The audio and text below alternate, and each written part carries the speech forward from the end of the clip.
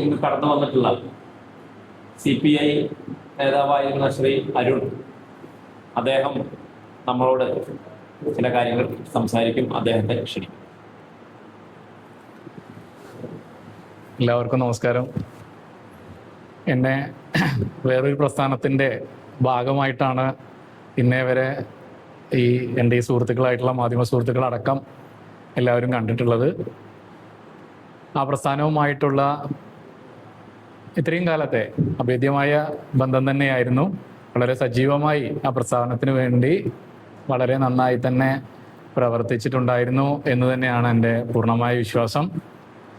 ആ പ്രസ്ഥാനത്തിനെ സംബന്ധിച്ച് യാതൊരു തരത്തിലുള്ള അപാകതകളോ അല്ലെങ്കിൽ ബാക്കിയുള്ള കാര്യങ്ങളോ ഉണ്ടായതുകൊണ്ടോ മറ്റോ അല്ല ഞാൻ വേറൊരു പ്രസ്ഥാനത്തിലേക്ക് മാറി പോന്നിട്ടുള്ളത്. അത് പ്രത്യേകം പറയേണ്ടതാണ്. കാരണം ഇന്ത്യയിൽ പ്രവർത്തിക്കുന്ന ഓരോ രാഷ്ട്രീയ പാർട്ടിക്കും അതിൻ്റെതായ മാനദണ്ഡങ്ങളും അതിൻ്റെതായ രീതികളുമുണ്ട്. അതെല്ലാം തന്നെ ഒന്നിനൊന്ന് മികച്ചു നിൽക്കുന്നതാണ് പ്രസ്ഥാനങ്ങളെല്ലാം തന്നെ. ഞാൻ ഒരു പ്രസ്ഥാനത്തിനെയും ഒരു തരത്തിലും ഒരു കാലത്തും കുറ്റപ്പെടുത്താത്ത ഒരു വ്യക്തിയാണ്. പക്ഷേ വളരെ വ്യക്തിപരമായ കാരണങ്ങളാൽ നമ്മളൊരു വീട്ടിൽ നിൽക്കുന്ന സമയത്ത് നമുക്ക് ഏറ്റവും കൂടുതൽ സമാധാനം വേണ്ടത് ആ വീട്ടിനുള്ളിലാണ്. വീട്ടിനുള്ളിലെ സമാധാനമാണ് നമ്മളെ പുറത്തുള്ള പ്രവർത്തനങ്ങൾക്ക് വളരെയധികം ഊർജം നൽകുക.